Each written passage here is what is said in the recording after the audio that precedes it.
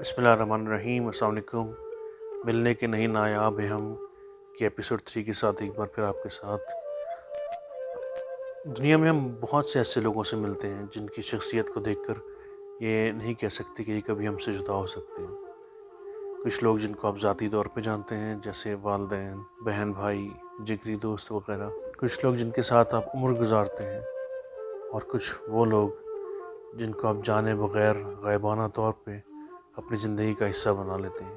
یہ لوگ آپ کے گھر کے ایک فرد کی سی اہمیت پا لیتے ہیں، جبکہ آپ ان سے کبھی ملے بھی نہیں ہوتے۔ بہت سے شاعر، افسانہ نگار، اداکار، گلوکار اور میڈیا کے بہت سے ایسے لوگ اسی کیٹیگری میں آتے ہیں جنہیں ہم روز دیکھتے ہیں، مگر ذاتی طور پہ ان سے نہ ملے ہوتے ہیں اور نہ ہی انہیں ذاتی طور پہ جانتے ہیں، لیکن پھر بھی وہ ہماری زندگی کا ایک حصہ بن چکے ہوتے ہیں۔ اور جب کبھی ان میں سے کوئی جہان فانی سے کوچ کر جاتا ہے تو ایسا لگتا ہے جیسے کوئی اپنا چلا گیا ہو۔ ذہن ان کے جانے کو تسلیم کرنے سے کافی عرصے تک قاصر رہتا ہے، کیونکہ وہ کسی نہ کسی صورت میں آپ کے سامنے آتے رہتے ہیں، آپ کی ٹی وی اسکرین پر آپ ان کو دیکھتے رہتے ہیں۔ انہی میں سے کچھ لوگ جیسے معین اختر مرحوم، جنید جمشید مرحوم، نصرت فتح علی خان مرحوم، میڈم نور جہاں، یہ وہ لوگ ہیں جن کو گئے ہوئے ایک طویل عرصہ گزر گیا، لیکن ابھی تک بھی دل یہ ماننے کو تیار نہیں کہ جیسے یہ دنیا میں اب نہیں ہے، کیونکہ کسی نہ کسی صورت میں ہم ان لوگوں کو ٹی وی پہ دیکھتے ہیں۔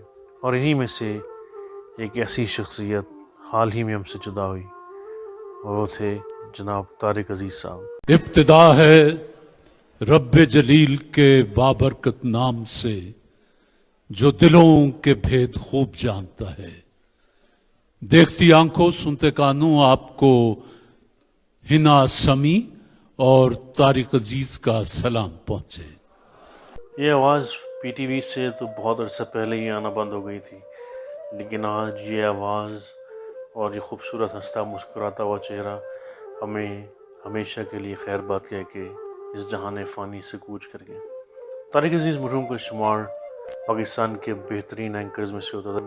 ہم اور ہم سے پہلی 2 نسلوں کے لیے طارق عزیز صاحب ایک گھر کے فرد کی سی اہمیت رکھتے تھے، اور ہم لوگوں کے دلوں میں ان کے لیے بے انتہا عزت اور بے انتہا پیار تھا۔ پاکستان کے پہلے اینکر سے لے کے پاکستان کے پہلے گیم شو تک، اداکاری اور سیاست سے لے کر شاعری کے ہر شعبے میں اپنی مثال آپ تھے۔ غم کی بارش نے بھی تیرے نقش کو دھویا نہیں، تو نے مجھ کو کھو دیا، میں نے تجھے کھویا نہیں۔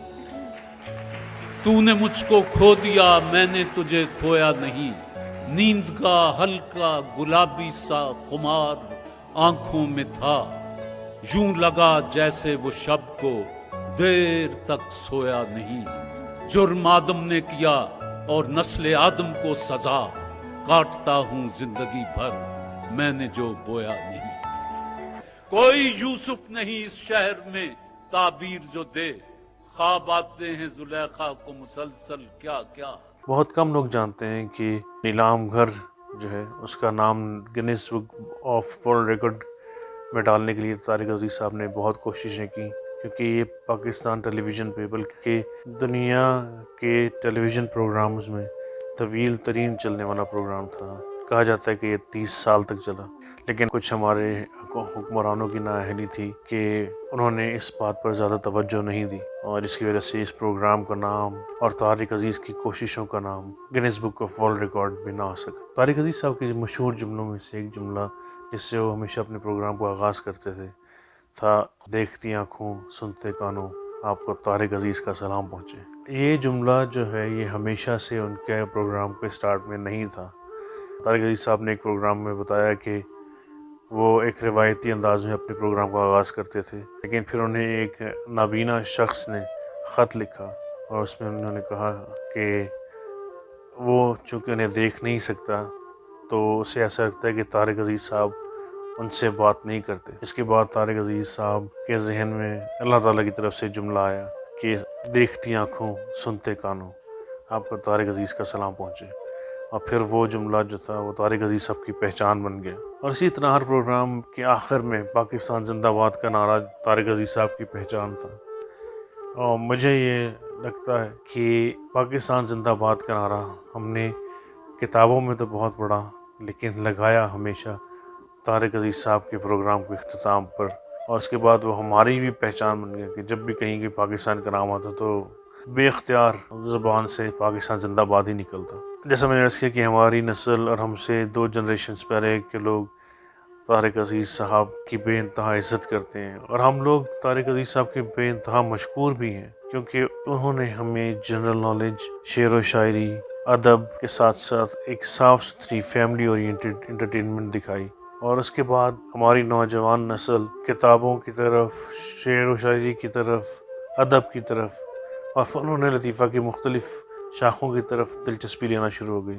اور یہ طارق عزیز مرحوم کا ہم پہ بہت بڑا ایک احسان ہے کہ انہوں نے ہماری قوم کی ایک پوری جنریشن بنائی ہے. طارق عزیز صاحب کی اپنی کوئی اولاد نہیں تھی، لیکن انہوں نے ایک پورا آرفنیج بنایا ہوا تھا جہاں پہ بہت سارے بچوں کی پرورش ہوتی تھی، ان کے تعلیم و تربیت کا خیال رکھا جاتا تھا، اور ان کے انتقال کے بعد انہوں نے وہ ساری جائیداد جو ہے وہ اپنے اسی ادارے اور اپنے ملک کے نام کر دی. یہ ایک اور کنٹریبیوشن جو کہ طارق عزیز صاحب نے ہمارے ملک پہ کیا، یہ ایک اور ان کا بہت بڑا احسان ہے. آج وہ ہم میں نہیں ہیں، لیکن جیسا میں نے عرض کیا کہ کچھ لوگ اس دنیا سے جانے کے بعد بھی ایسا محسوس ہوتا ہے کہ وہ ہمارے درمیان موجود ہیں، اپنی کاوشوں کے ذریعے، اپنی بے انتہا انتھک محنت کے ذریعے وہ ہمارے درمیان رہتے ہیں. طارق عزیز صاحب کو ہم سے پچھلے ابھی کچھ دن ہوئے ہیں، لیکن ایسا محسوس ہوتا ہے کہ جیسے ہمارے اپنے گھر کا فرد اور ہمارا کوئی عزیز دوست اس دنیا سے چلا گیا. ہم سب طارق عزیز کے بہت مشکور ہیں کہ انہوں نے ہمارے ملک کے لیے، ہماری قوم کے لیے اور ہماری آنے والی نسلوں کے لیے ایک عظیم کام کیا. اللہ تعالیٰ طارق عزیز صاحب کے درجات بلند فرمائے اور انہیں اپنے جوار رحمت میں جگہ عطا فرمائے.